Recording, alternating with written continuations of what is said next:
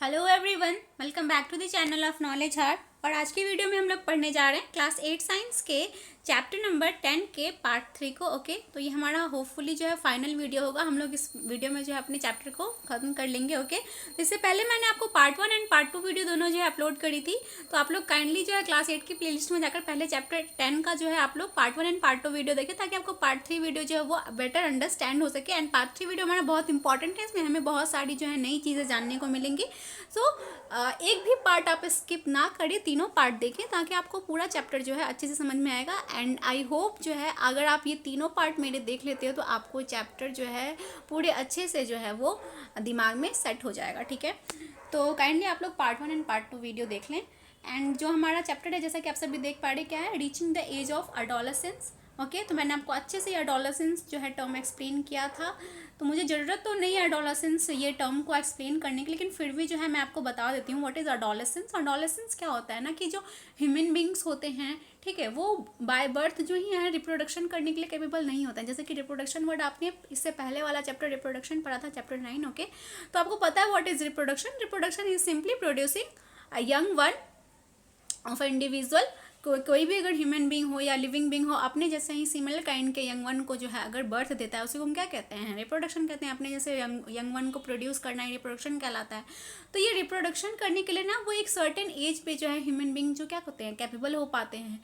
तो वही जो एज स्टार्ट होता है ना, जो कि 13 से लेकर के हम कहते हैं 19, जिसको टीन एज कहते हैं। एंड ये 11 से 12 पर्सन टू पर्सन वेरी करता है, 11 से 12 ईयर में भी स्टार्ट हो जाता है। ठीक है, तो यही जो एज होता है जिसमें वो रिप्रोडक्टिवली एक्टिव हो पाते हैं, रिप्रोडक्शन करने के लिए केपेबल हो पाते हैं, उनके बॉडी में बहुत सारे चेंजेस हो रहे होते हैं। तो यही एज होता है अडोलेसेंस, जब आप एक बच्चे नहीं रह जाते हो, एक दूसरे एज में एंटर करते हो, अडोलेसेंस एज में एंटर करते हो। ओके, तो मैंने आपको सारी चीज़ें बताई थी कि कौन कौन से चेंजेस जो हैं उस टाइम पे हो रहे होते हैं ह्यूमन बॉडी में। ओके, एंड जो है कौन कौन सी ग्रोथ होती हैं, सारी चीज़ों को हमने बताया था, अच्छे से एक्सप्लेन करा था। तो काइंडली आप लोग पार्ट 1 एंड पार्ट 2 वीडियो देख लें, आपको सारी चीज़ें अच्छे से क्लियर हो जाएंगी। एंड सो विदाउट डिले चलते हैं हम अपने पार्ट 3 वीडियो के टॉपिक पे, जहाँ पे हमने पार्ट 2 वीडियो एंड करा था।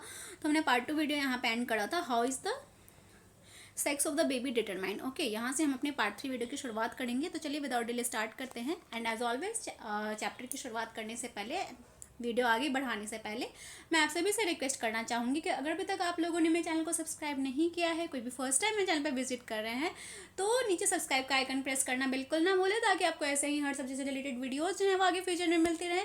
तो चलिए विदाउट डिले स्टार्ट करते हैं।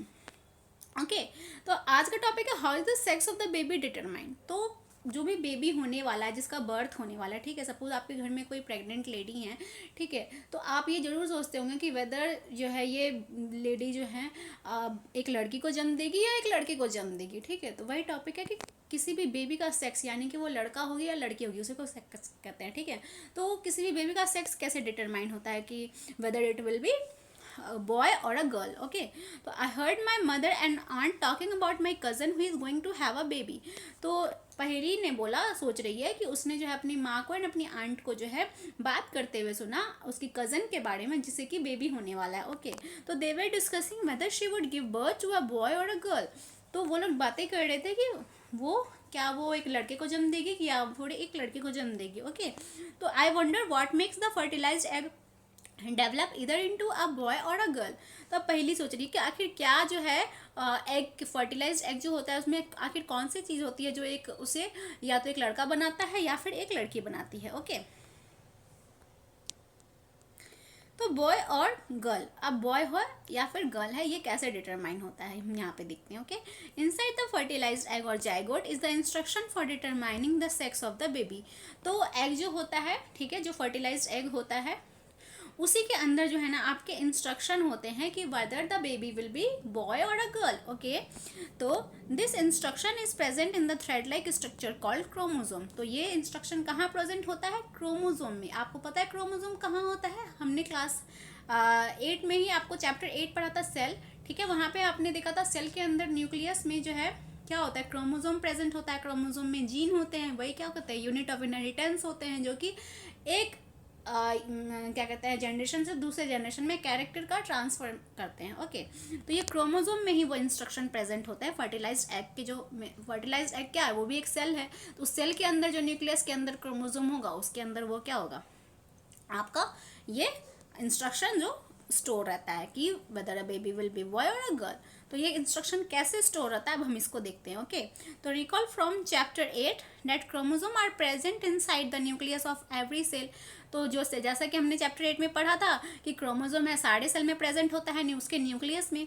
तो all human beings have 23 pairs of chromosome in the nuclei of their cells. Okay, तो ह्यूमन बींग्स जो होते हैं सारी ह्यूमन बींग्स में जो है कितने पेयर होते हैं क्रोमोसोम के? 23 पेयर्स होते हैं। एंड टोटल कितने क्रोमोसोम होते हैं? 46 क्रोमोसोम होते हैं। एंड 46 का 23 का पेयर होता है उनमें क्रोमोसोम्स का। ओके, उनके न्यूक्लियस में 23 पेयर्स ऑफ क्रोमोसोम्स होते हैं। The 2 chromosomes out of these are the 6 chromosome, जिनमें से कि 2 क्रोमोसोम्स जो होते हैं वो क्या होते हैं? 6 क्रोमोसोम होते हैं। यही 6 क्रोमोसोम जो है डिटरमाइन करते हैं कि वो एक लड़का है या फिर लड़की है। ठीक है, तो name X and Y. And ये जो 2 6 क्रोमोसोम है वो कौन कौन से हैं? एक्स हैं और वाई है। ठीक है, तो a female has 2 x chromosome. तो जो फीमेल होती हैं, ठीक है, उनमें ये एक्स क्रोमोसोम्स जो होते हैं 6 क्रोमोसोम, वो कौन कौन से होते हैं? एक्स एक्स होती हैं। ठीक है, फीमेल के पास हमेशा ये 2 सेक्स क्रोमोसोम जो होंगे वो सिमिलर काइंड के एक्स एक्स होंगे। एंड जो मेल होते हैं उनमें सेक्स क्रोमोसोम एक्स वाई, इनमें जो है डिफरेंट काइंड के होते हैं, एक एक्स होता है एक वाई होता है। ठीक है, ये बात आप ध्यान रखिएगा। While a male has 1 X and 1 Y chromosome. Okay, the gamete have only 1 set of chromosome. और जो गैमेट होते हैं, गैमेट यानी कि जो एग एंड स्पर्म है आपके, ठीक है, तो यही एग एंड स्पर्म का जो है यही स्पर्म है। ठीक है, ये आपका स्पर्म हो गया एंड ये क्या हो गया? आपका एग हो गया। तो ये क्या आपके गैमेट हैं, ये दोनों फर्टिलाइज होकर के क्या होते हैं? आपका जाइगोट बनाएंगे फर्टिलाइजेशन के बाद। ठीक है, तो ये जो गैमेट होते हैं इसमें हमेशा 1 सेट ऑफ क्रोमोसोम होते हैं। एंड जो फर्टिलाइज जाइगोट होता है उसमें 2n सेट ऑफ क्रोमोसोम, ये एन मिलकर 2n हो गए। ठीक है, तो the gamete have only 1 set of chromosome. The unfertilised egg always has 1 x chromosome. और जो एग होता है फीमेल का जो कि अनफर्टिलाइज्ड होता है उसमें हमेशा कौन सा क्रोमोसोम होगा? हमेशा एक्स क्रोमोसोम होगा, क्योंकि फीमेल का जो है कितने कौन कौन से क्रोमोसोम होते हैं? एक्स एक्स होते हैं। तो उसमें से एक अगर रहेगा उनके क्या कहते हैं मतलब जो उनका एग होता है उसमें एक ही सेट ऑफ क्रोमोसोम होता है, तो वो क्या होगा? वो एक्स होगा। ठीक है, चाहे क्योंकि दोनों एक्स ही है। And but sperm are of 2 kinds. लेकिन आपको पता है कि स्पर्म जो है 2 काइंड के होते हैं, एक एक्स होते हैं एक वाई होते हैं। तो 1 kind has X chromosome and the other kind has a Y chromosome. तो दूसरा काइंड जो है एक एक्स होगा या फिर एक वाई होगा। ओके, तो see figure 10.4, when a sperm containing X chromosome fertilizes the egg, the zygote would have 2 chromosome and develop into a female child. And if the sperm contributes a Y chromosome to the egg at fertilization, the zygote would develop into a male child. Okay, तो यहाँ पे कहा जा रहा है कि जो आपका स्पर्म होता है, ठीक है, वो स्पर्म में जो है आपको पता है कि या तो एक्स क्रोमोसोम होगा उसमें या तो फिर वाई क्रोमोसोम, क्योंकि गैमेट में एक ही क्रोमोसोम होता है। ठीक है, एक सेट ऑफ क्रोमोसोम होता है। एंड जो आपका एग होता है वो क्या होता है? वो हमेशा एक्स ही होगा, क्योंकि उस फीमेल के बॉडी में जो है एक्स एक्स क्रोमोसोम ही होते हैं उनके जो सेक्स सेल होते हैं। तो अब ये स्पर्म जो है इस पर डिपेंड करता है कि अगर इस स्पर्म में एक्स क्रोमोसोम ने इस एक्स क्रोमोसोम के साथ फर्टिलाइजेशन किया तो एक्स एक्स मिल करके ये 2 एक्स मिलकर क्या हो जाएंगी? फीमेल हो जाएंगी। यानी कि वो जब फर्टिलाइज हो जाएगा तो फर्टिलाइज जाइगोट जो होगा उसके अंदर एक्स एक्स क्रोमोसोम हो, यानी कि वो बेबी जो आगे चल के बर्थ जिसका होगा वो क्या होगी? फीमेल होगी। लेकिन अगर यही स्पर्म का वाई क्रोमोसोम एक्स के साथ फर्टिलाइज करता है तो ये क्या हो जाएगा? एक्स वाई हो जाएगा, यानी कि ये क्या हो जाएगा? मेल हो जाएगा, यानी कि मेल चाइल्ड जो है इसके थ्रू जो है एक मेल बच्चा पैदा होगा। ठीक है, तो ये पूरा डिपेंड करता है स्पर्म पे कि वो whether X sperm is fertilised with egg, whether Y sperm is fertilised with egg. Okay, तो ये स्पर्म पे डिपेंड करता है कि बच्चा जो है लड़की होगी या फिर लड़का होगा। Okay, I hope this is clear to you. यहाँ पे फिगर में भी वही दिखाया गया है, आपके स्पर्म है, स्पर्म में एक्स या वाई। ठीक है, तो स्पर्म में हमेशा 1 सेट ऑफ मतलब क्रोमोसोम होंगे, या तो एक्स होगा या वाई होगा। ठीक है, हाफ सेट ऑफ क्रोमोसोम होंगे। एंड जब ये फर्टिलाइज हो जाएंगे तो 2n क्रोमोसोम हो जाते हैं। ठीक है, तो यदि अगर एक्स वाला स्पर्म है तो वो एक्स वाला स्पर्म अगर एग तो हमेशा एक्स ही होगा, एक्स एक्स ही जाता है, तो एक्स के साथ अगर फर्टिलाइज करता है तो हो गई एक्स एक्स, यानी कि गर्ल हो गई। एंड यही वाई स्पर्म अगर एक्स के साथ फर्टिलाइज करता है तो एक्स वाई हो गया, ये क्या हो गया? बॉय हो गया। ओके, तो आई होप आपको समझ में आ गया होगा कि कैसे किसी बेबी का सेक्स कैसे डिटरमाइन होता है। Okay, now you know that the sex of the father determine the sex of a unborn baby. तो आपको पता चल गया कि फादर रिस्पॉन्सिबल होता है कि weather a child will be a baby girl और अ बेबी बॉय, ठीक है। लेकिन आपने देखा होगा कि हमारे समाज में हमेशा जो फीमेल होती हैं, माँ होती है, मदर होती है, उनको ही कहा जाता है कि ये मतलब ऐसा होता है ना कि गांव में, और एक मिथ भी है कि लोग जो हैं औरतों को ही कोसते हैं, जैसा कि पुराने ज़माने में होता था। आजकल की भी है, लोगों को जो है बेबी बॉय होने पे ज़्यादा खुश होते हैं, बेबी गर्ल होने पे ज़्यादा खुश नहीं होते हैं, तो औरतों को ही कोसा जाता है कि लड़का पैदा नहीं कर सकती। लेकिन ऐसा नहीं है बिल्कुल भी, जबकि औरतों की कोई गलती नहीं होती है। वो क्या करेंगी, उनके पास तो एक्स क्रोमोसोम है, वो तो बिल्कुल रिस्पॉन्सिबल नहीं होते कि बच्चा लड़का होगा या लड़की होगी। तो ये फादर पे डिपेंड करता है कि वेदर उसका एक्स जो है क्रोमोसोम एक्स क्रोमोसोम के साथ फर्टिलाइज हुआ है या उसका वाई क्रोमोसोम एक्स क्रोमोसोम के साथ फर्टिलाइज हुआ है। ओके, तो ये पूरा फुल्ली जो है फादर रिस्पॉन्सिबल होते हैं किसी भी बेबी का सेक्स डिटरमाइन करने में। ओके, इस बात को आप ध्यान रखिएगा। तो the believe that the mother is responsible for the sex of her baby is completely wrong. तो वही मैंने कहा ना, जो ये जो कहा आजकल बिलीव चल रहे हैं, या आज क्या हमेशा से चलते आ रहे हैं कि मदर को ही कोसा जाता है कि वही सेक्स डिटरमाइन करने के लिए रिस्पॉन्सिबल है, तो ये बिल्कुल गलत है और उसको ब्लेम नहीं करना चाहिए। ये बिल्कुल अनजस्टिफाइड है, जबकि फादर इज रिस्पॉन्सिबल। लेकिन हमारे समाज में हर चीज़ के लिए जो है औरतों को ही कोसा जाता है। Hormone other than sex hormones. Okay, तो अब हमने सेक्स हार्मोन्स देख लिए, सेक्स बेबी कैसे किसी भी बेबी का सेक्स कैसे डिटरमाइन होता है हमने ये देख लिया। लेकिन अब ऐसे हार्मोन जो कि सेक्स हार्मोन्स के अलावा भी बहुत सारे हार्मोन्स होते हैं, अब हम उनको देखेंगे, ठीक है। कहा जा रहा है लुक एट फिगर 10.3 अगेन। फिर से आपको 10.3 फिगर कहा जा रहा है देखने के लिए। हम 10.3 फिगर देखते हैं। अच्छा, ये रहा। जो hormones from pituitary stimulates testis and ovaries to release testosterone in male and estrogen in female, ठीक है। तो पिट्यूटरी हार्मोन से जो है टेस्टिस एंड ओवरीज को इंस्ट्रक्शन दिए जाते हैं टेस्टोस्टेरोन हार्मोन जो है वो मेल में रिलीज करने के लिए, एंड एस्ट्रोजन फीमेल में अडोलेसेंस के टाइम पे, ठीक है। और फिर ये हार्मोन्स जो हैं ब्लड में रिलीज हो जाती हैं एंड टारगेट बॉडी साइड पे जो है पार्ट्स ऑफ बॉडी पे पहुंचती हैं, और फिर उसके बाद जो भी चेंजेस होने होते हैं वो होते हैं, ठीक है। ये हमने देखा था।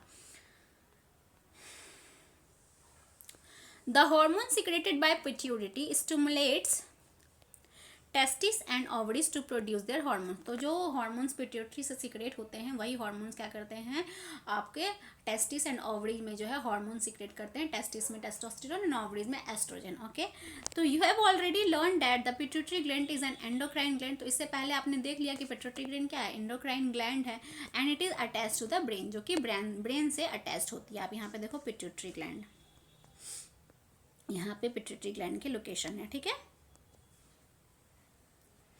तो apart from pituitary the testis and the ovaries there are other endocrine glands in the body such as thyroid, pancreas and adrenals. Okay, तो पिट्यूटरी ग्लैंड के अलावा, टेस्टिस एंड ओवरीज के अलावा और भी बहुत सारे ग्लैंड्स हैं, जैसे कि endocrine glands, thyroid glands and pancreas and adrenal glands. Figure 10.5 में कहा जा रहा है सारे ग्लैंड्स दिखाए गए। देखिए, पिट्यूटरी ग्लैंड आपके ब्रेन से अटैच होती है, तो ये रहा ब्रेन वाले एरिया में आपको, ये रहा थायराइड ग्लैंड जो आपके नेक वाले एरिया में होती है, एंड जो एड्रेनल ग्लैंड है आपके मतलब कि जो वहाँ पे आपका लीवर सब होता है, किडनी होती है, वहाँ पे आपको ये एड्रेनल ग्लैंड जो है आपके किडनी पे लोकेटेड दिख रही हैं।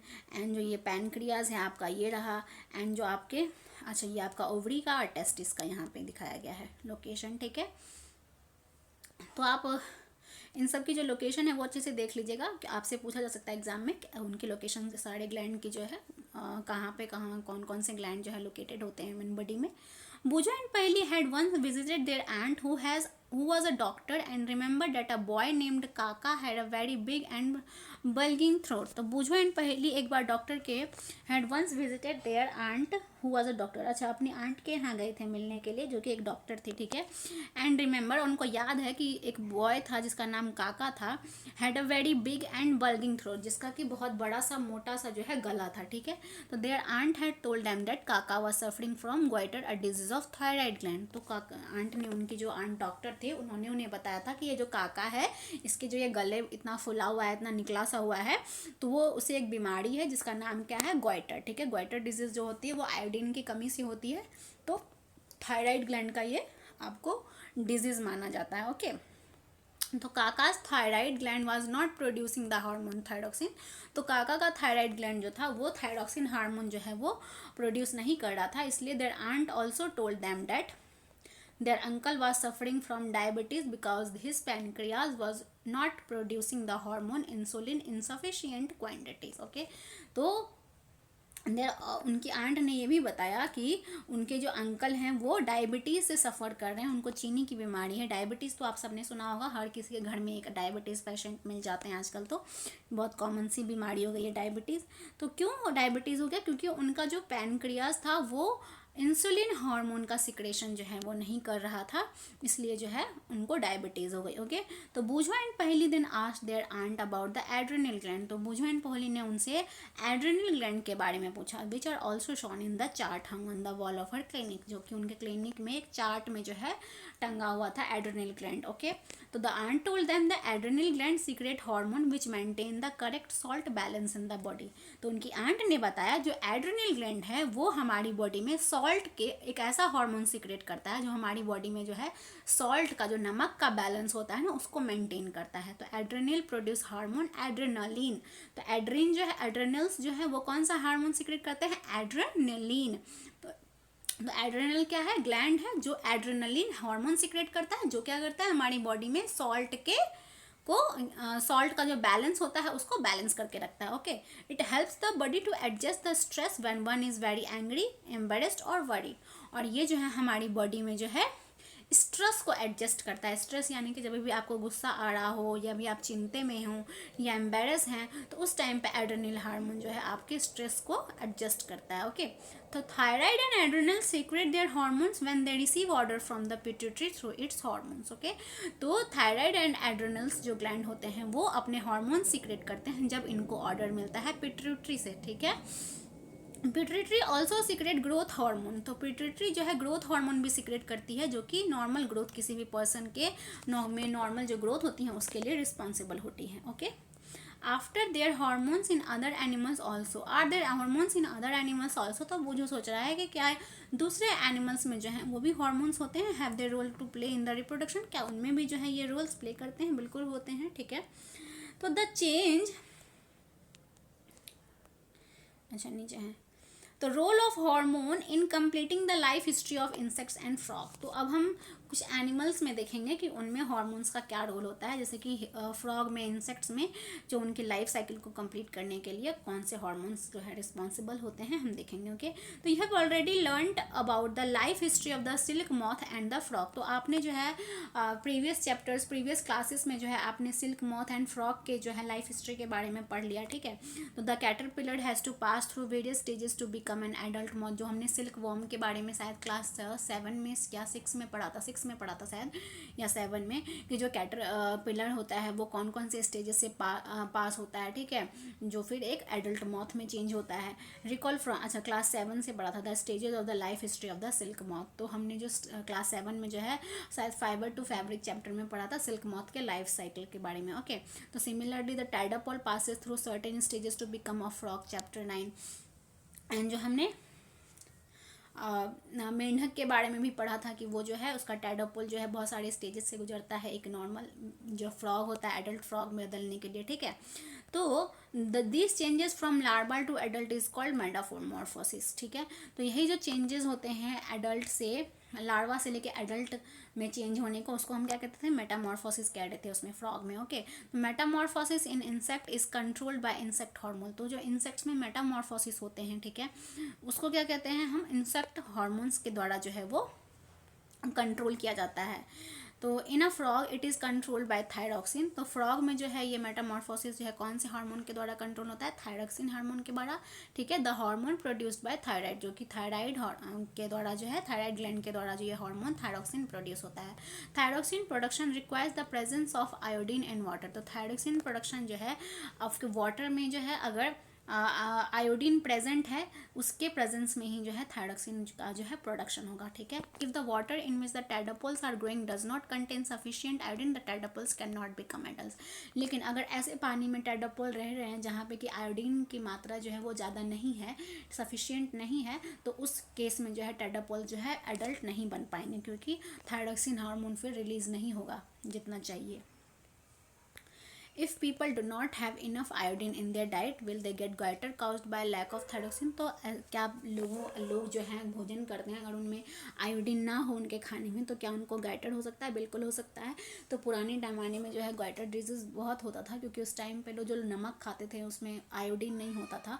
तो आजकल देखते होंगे कि आप जो भी नमक मार्केट से खरीद के लाके तो वो क्या होता है, आयोडाइज्ड सॉल्ट होता है, यानी कि उसमें आयोडीन युक्त नमक होता है। आपने ऐड देखा होगा टीवी में कि आयोडीन नमक ही खाना चाहिए, उसी से जो है आयोडीन नमक अगर आप खाओगे तो आपकी बॉडी में आयोडीन का जो है लेवल वो बैलेंस रहता है, एंड आपको जो है goiter related, thyroid related disease जो है वो सब नहीं होगा, ठीक है।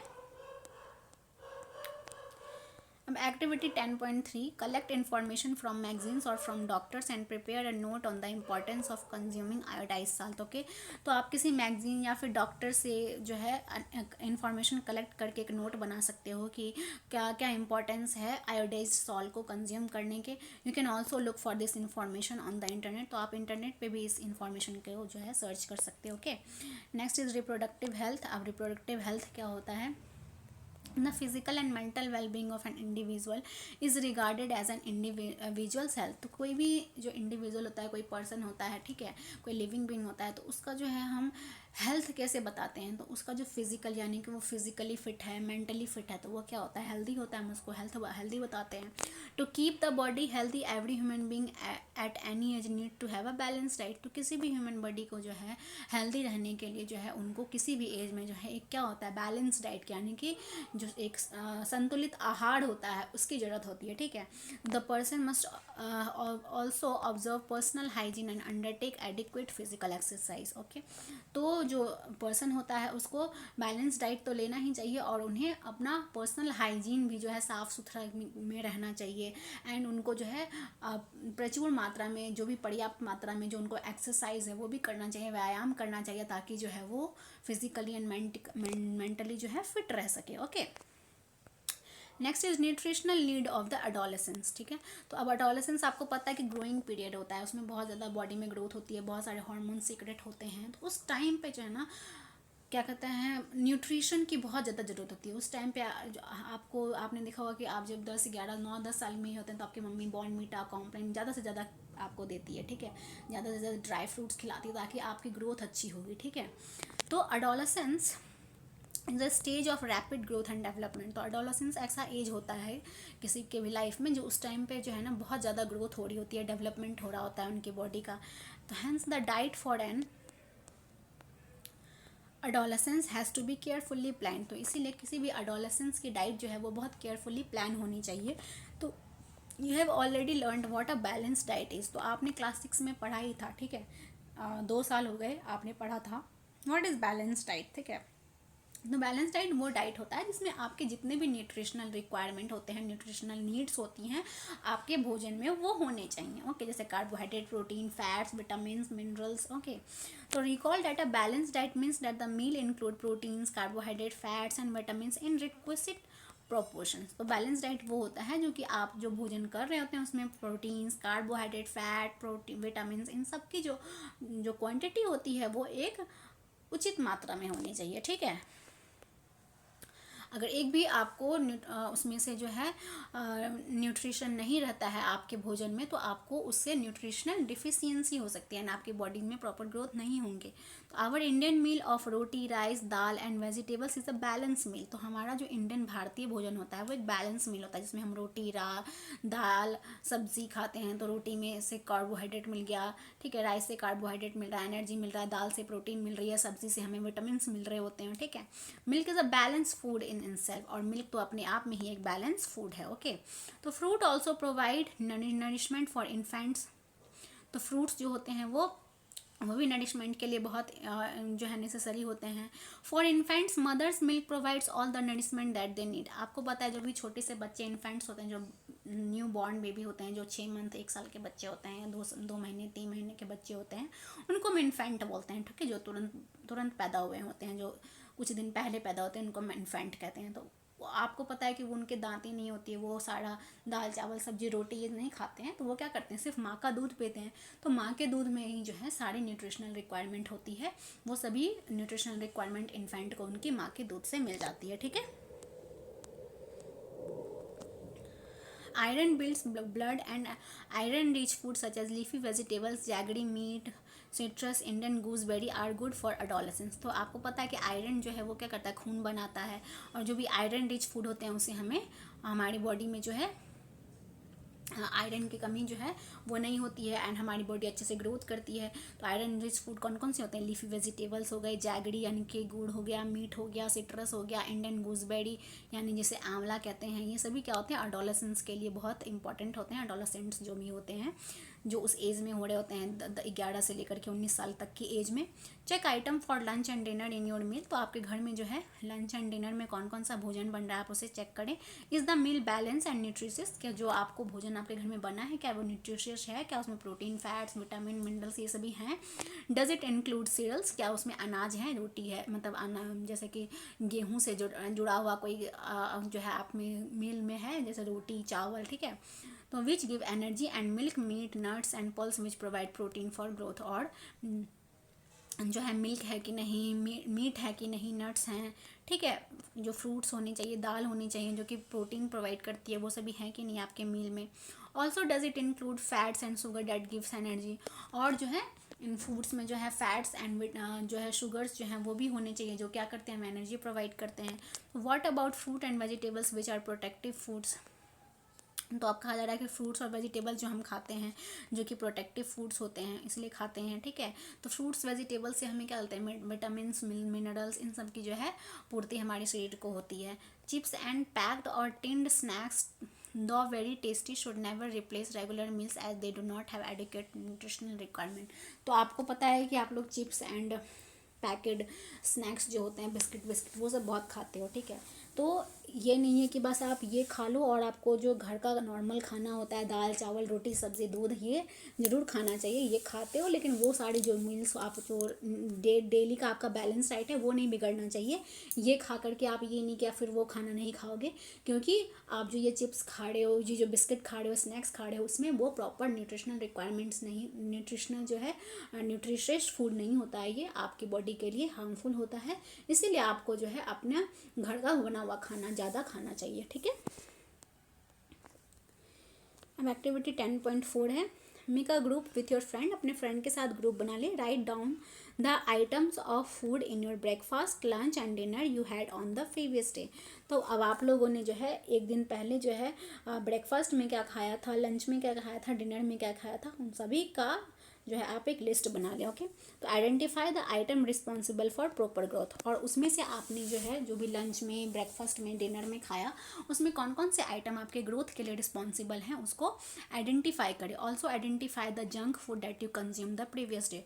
और जो जंक फूड जो कि न्यूट्रिशियस फूड नहीं था, जो बाजार का आपने कुछ खाया, उसको भी आप आइडेंटिफाई करें, आपने प्रीवियस डे में अगर खाया है तो उसे भी लिस्ट करना है आपको, ओके।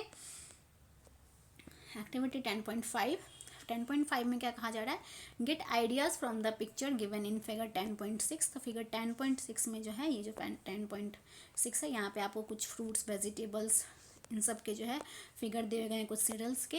तो प्रिपेयर चार्ट और posters and paste them in the class so that you are aware of the diet for the adolescence. तो आप अपने जो है चार्ट बना सकते हैं, प्रिपेयर कर सकते हैं, आप पोस्टर बना सकते हैं कि जैसे कि आपको पता हो एक एडोलेसेंस के डाइट में जो है क्या क्या चीज़ें होनी चाहिए, उनके डाइट जो है बैलेंस डाइट क्या क्या होती हैं, आप उनका एक चार्ट बना लें। You may use your creative ideas and present it like an advertisement, ठीक है। तो आप जो है अपने क्रिएटिव आइडिया का यूज़ करते हुए इसे जो है एक बहुत एडवर्टाइजिंग वे में जो है बना सकते हो, okay. You may even organise a competition on this topic. तो इस टॉपिक पे जो है आप कॉम्पिटिशन भी ऑर्गेनाइज कर सकते हैं, कौन अच्छा बेटर जो है इस पर चार्ट बना सकता है, ओके। जैसे यहाँ पे देखो आप फ्रूट्स हैं, मीट है, वेजिटेबल्स है, मिल्क, एग है, यहाँ पे सीरियल्स हैं, पल्सेस हैं, ये सभी कुछ दिखाए गए हैं, ठीक है। पर्सनल हाइजीन, अब आपका जो पर्सनल हाइजीन यानी कि आपको क्लीनलीनेस रखनी चाहिए, साफ सफाई रखनी चाहिए। Everyone should have a bath at least once every day, तो हर किसी को जो है हर दिन जो है नहाना चाहिए। It is more necessary for teenagers के लिए बहुत ज़्यादा ज़रूरी है। क्यों? क्योंकि because the increase activity of the sweat gland sometimes make the body smelly. तो इस टाइम पे क्या होता है, जैसे कि आपने स्वेट एंड सेबेसिस ग्लैंड का सिक्रेशन होता है, तो जिसकी वजह से आपकी बॉडी स्मेली बहुत ज़्यादा रहेगी। All parts of the body should be washed and cleaned every day, तो आपकी बॉडी का हर पार्ट जो है वो डेली धुलना चाहिए, साफ़ होना चाहिए। If cleanliness is not maintain there are chances of catching bacterial infection, okay. तो अगर आप डेली नहीं नहाते हो तो इसका बहुत चांस है कि आपको बैक्टीरियल इन्फेक्शन जो है हो सकता है, ठीक है। तो girls should take special care of cleanliness during the time of menstrual flow, तो गर्ल्स को जो है अपने मेंस्ट्रुअल फ्लो के टाइम पे जो है क्लीनलीनेस का तो खास करके ध्यान रखना चाहिए। They should keep track of their menstrual cycle and be prepared for the onset of preparation, तो उनको जो है ये याद रखना चाहिए कि उनका साइकिल जो है वो कब आ रहा है और उसके लिए पूरा जो है तैयार रहना चाहिए मेंस्ट्रुअल साइकिल के लिए। यूज़ सैनिटरी नैपकिन, उनको सैनिटरी नैपकिन यूज़ करना चाहिए, और क्लीन होममेड पैड या फिर घर में कुछ होममेड पैड बन रहा है उसका यूज़ करना चाहिए। Change pad after every 4-5 hours as per the requirement, और जो है आपको 4 से 5 घंटे के 4-5 घंटे पे जो है आपको पैड्स जो हैं वो गर्ल्स को चेंज करने चाहिए उनके मेंस्ट्रुअल साइकिल के दौरान। And next is physical exercise. अब फिजिकल एक्सरसाइज, तो ये जो सारी चीज़ें देख रहे हैं सब आपकी ग्रोथ एंड डेवलपमेंट के लिए ज़रूरी है। आपके जो बैलेंस डाइट हो गया, पर्सनल हाइजीन हो गया, ठीक है, फिजिकल एक्सरसाइज, ये सभी आपके डेवलपमेंट के लिए, ग्रोथ के लिए इंपॉर्टेंट है। Walking and playing in fresh air keeps the body fit and healthy, तो हमेशा जो है टहलना या फिर खेलना फ्रेश एयर में आपको जो है फिट बनाता है, हेल्दी बनाता है। All young boys and girls should take walks, exercise and play outdoor game, तो सारे लड़कों को, लड़कियों को जो है हमेशा वॉक करना चाहिए, एक्सरसाइज करना चाहिए, आउटडोर गेम यानी कि बाहर जाके फुटबॉल, वॉलीबॉल, बैडमिंटन, कबड्डी, ये सभी कुछ खेलना चाहिए ताकि आप जो है फिजिकली फिट रह सकें, ओके। अब कुछ मिथ और टैबूज जो हैं, डूज एंड डॉन्स, तो कुछ मिथ हैं, कुछ धारणाएं हैं जो कि गलत हैं, उसके बारे में हम देखते हैं कि क्या क्या हैं। You have learned here and from chapter 9 the scientific facts related to human reproduction, तो आपने यहाँ पे जो है यहाँ पे इस चैप्टर 9 में जो है आपने रिप्रोडक्शन के जितने भी साइंटिफिक टर्म्स थे, साइंटिफिक फैक्ट्स थे वो जाने आपने, ठीक है। तो there are many wrong notions which you should now be able to discard as informed adolescents, तो अब आप एक इन्फॉर्म्ड अडोलेसेंट्स हैं, यानी कि आप तो उस एज में हैं ही, अडोलेसेंस वाले एज में हैं, ठीक है, क्लास 8 में आप अडोलेसेंस वाले एज में हैं। तो नाउ यू आर इन्फॉर्म्ड, तो अब आपको जो है क्लास चैप्टर 9 चैप्टर 10 पढ़ने के बाद आप एक इन्फॉर्म्ड अडोलेसेंट हो, आपको सारी चीज़ें रिप्रोडक्शन के बारे में पता है। तो for example there are myth and taboos regardingly bodily changes that adolescents experience, तो अब जो है कुछ मिथ हैं हमारे समाज में, कुछ टैबूज हैं जो कि अब आपको जो है उनको बिल्कुल नहीं मानना चाहिए। अगर आपने सुना है तो इसको आप सिरे से जो है खारिज कर सकते हो। तो some of these are given below and you can now argue why these are myths and not facts, तो अब आप इसमें से कुछ मिथ्स देखें एंड खुद ही आप जो है सेल्फ कंसिडरेशन करें कि इनको आपको मानना चाहिए कि नहीं। जैसे कि एक मिथ है, a girl become pregnant if she look at boys during menstruation, तो एक ये मिथ है, मैंने तो नहीं सुना ये मिथ कि एक गर्ल जो है वो प्रेग्नेंट हो जाएगी अगर वो मेंस्ट्रुएशन के टाइम पे किसी बॉयज़ को दिखती है, ठीक है। ये पूरा कम्प्लीटली मिथ है, इसमें कोई भी साइंटिफिक फैक्ट नहीं है, कुछ भी सच्चाई नहीं है। The mother is responsible for the sex of her child, एक माँ जो होती है वही बच्चे का सेक्स के लिए, यानी कि बच्चा लड़का होगा या लड़के होगा उसके लिए रिस्पॉन्सिबल होती है, तो बिल्कुल गलत है। हमने ऊपर देख लिया था कि father is responsible for the sex of his या हर चाइल्ड, ठीक है। तो फादर जो है अपने बच्चे की चाइल्ड, जो बच्चा होता है उसके सेक्स के लिए फादर रिस्पॉन्सिबल होता है, क्योंकि हमने देखा था उसके 2 जो है क्रोमोसोम एक्स एंड वाई होता है, ठीक है, ये अच्छे से देख लिया था। A girl should not be allowed to work in the kitchen during menstruation, तो एक गर्ल को जो है किचन में काम नहीं करना चाहिए अगर वो उनका मेंस्ट्रुएशन साइकिल चल रहा है। ये भी, इसका भी कोई साइंटिफिक फैक्ट्स नहीं है, साइंटिफिक फैक्ट्स ऐसा कोई लेना देना नहीं है। तो you may come across many myth and taboos, discard them, तो आपको बहुत सारे टैबूज मिथ्स का सामना करना पड़ सकता है आपकी रियल लाइफ में, जो है आपके घर में कहा जाएगा, लेकिन आप उसे डिस्कार्ड कर दे अगर आप एक इन्फॉर्म्ड अडोलेसेंस हैं, ठीक है।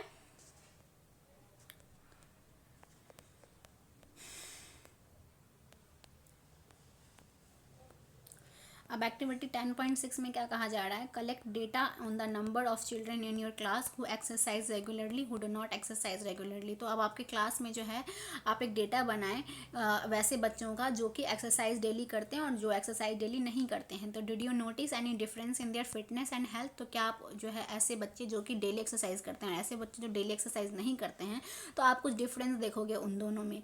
जो आप देखते होंगे कि जो एक्सरसाइज करते हैं वो ज़्यादा फिजिकली फिट होंगे, बीमार कम पड़ते होंगे, एंड जो एक्सरसाइज नहीं करते होंगे वो उनका बॉडी जो है थोड़ा सा फैटी दिखेगा आपको, एंड वो बीमार ज़्यादा पड़ते होंगे, ठीक है।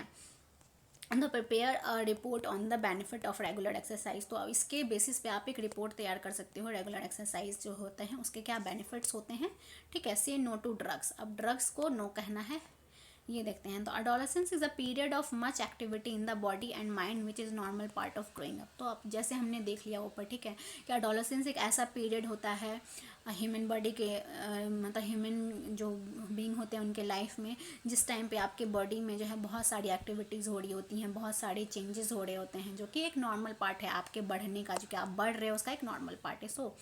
So do not feel confuse और इनसिक्योर। तो इसके लिए आपको कन्फ्यूज और इनसिक्योर बिल्कुल नहीं होना चाहिए। This is normal, this is natural. तो if anybody suggest that you will get relief if you take some drugs, तो अगर आपको इस टाइम पे कुछ एंजाइटी होती है, इनसिक्योरिटी होती है, कंफ्यूज्ड होते हो आप इस टाइम पे बहुत ज़्यादा, तो अगर कोई गलत राह दिखाए उस टाइम पे, तो उसकी बात नहीं माननी है। अगर कोई कहता है कि आप तुम ड्रग्स ले लो तो तुम्हें रिलीफ फील होगा, तुम कंफ्यूज नहीं रहेगा, तुम्हें एंजाइटी नहीं होगी, तो बिल्कुल ये बहुत गलत बात है। आपको ये जो नेचुरल चेंज हो रहे होते हैं आपकी बॉडी में उसको एक्सेप्ट करना चाहिए। This are the part of the growing up, ठीक है। No unless prescribe by the doctor, अगर डॉक्टर ना कहे तब तक आपको वो ड्रग्स नहीं लेने चाहिए। ड्रग्स आर एडिक्टिव, ड्रग्स जो होते हैं वो लत लगने वाले होते हैं, उससे लत लग जाती है। If you take them once you feel like taking them again and again, अगर आपने एक बार ले ली तो आपको बार बार उसे लेने का मन करेगा, एंड वो क्या करते हैं आपकी बॉडी को हार्म करते हैं। आगे चल करके जो है आपका हर चीज़ आपके बॉडी में ख़राब हो जाएगा। दे ड्यून हेल्थ एंड हैप्पीनेस, जो कि आपकी ज़िंदगी में जो है हैप्पीनेस एंड जो हेल्थ है सबको ख़राब कर देती है। तो you must have heard about AIDS which is caused by dangerous virus. तो आपने एड्स के बारे में जरूर सुना होगा, जिसका फुल फॉर्म क्या होता है, acquired immune deficiency syndrome, okay, जो कि एक डेंजरस वायरस के द्वारा होता है। जो वायरस क्या है, HIV, ह्यूमन इम्यूनो वायरस, ठीक है। This virus can pass on to a normal person from an infected person by sharing the syringes use for injecting drugs. तो ये वायरस कैसे पास होता है एक इन्फेक्टेड पर्सन से जिसको कि HIV है, तो अगर आप वो सिरिंज यूज़ करेंगे, यूज़ करने का, अगर उस इन्फेक्टेड पर्सन ने वही सिरिंज यूज़ किया है जिसे इंजेक्शन लगाया उसे, और आपको भी उसी सिरिंज से इंजेक्शन दिया जा रहा है, तो आप में वो ट्रांसफ़र हो जाएगा, ठीक है। It can also be transmitted to an infant from the infected mother through her milk. तो ये एक जो है अगर मदर को एड्स है, HIV है, तो उसके दूध से जो है उसके बच्चे में भी जो है ये फैल सकता है। The virus can also be transmitted through sexual contact with a person infected with HIV। तो आपको ये वायरस ऐसे भी ट्रांसफर हो सकता है, अगर एक पर्सन जो है वो HIV से ग्रसित है तो आपको वो मोस्ट प्रोबेबली चांस है कि आपको भी वो वायरस जो है ट्रांसफ़र हो जाएगा, ओके,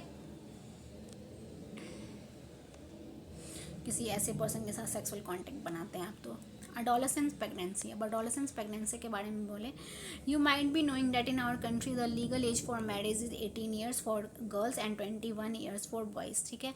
आपको ये पता है कि हमारी कंट्री में जो है लीगल एज मैरिज के लड़कियों के लिए 18 साल है एंड लड़कों के लिए 21 साल है, और अब तो लड़कियों के लिए भी 21 साल हो गई है, ठीक है।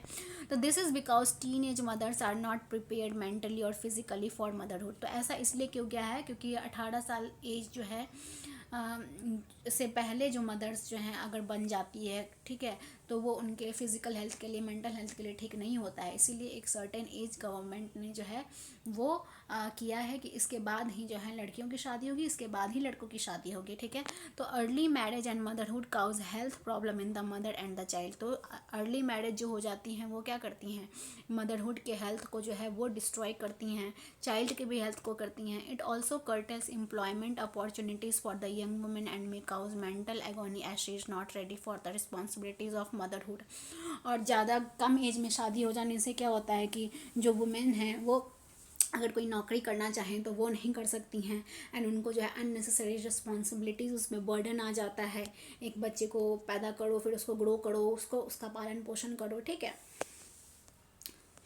तो ये सारी चीज़ें हैं, ये सारे फैक्ट्स हैं जो एज अ अडोलेसेंट जो है आपको पता होनी चाहिए। तो now you are an informed adolescent, ठीक है। तो अब आप एक इन्फॉर्म्ड अडोलेसेंट हो after studying chapter 9 and chapter 10 of class 8, okay. तो आई होप आपको सारी चीज़ें जो हैं अच्छे से क्लियर हो गई होंगी। एंड वीडियो अगर अच्छी लगी हो तो वीडियो को लाइक करें, चैनल पे नए तो चैनल को सब्सक्राइब करना बिल्कुल ना भूलें। हमारा चैप्टर यहीं पे ख़त्म होता है, ओके, द एंड। तो वीडियो अगर आपको थोड़ी सी भी यूज़फुल लगी हो, अच्छी लगी हो, तो प्लीज़ जो है वीडियो को लाइक करें, चैनल को सब्सक्राइब करें। एंड चलिए तो इसी के साथ एंड करते हैं अपने इस वीडियो को एंड मिलते हैं अपने नेक्स्ट वीडियो में। तब तक के लिए bye bye, thank you, keep learning.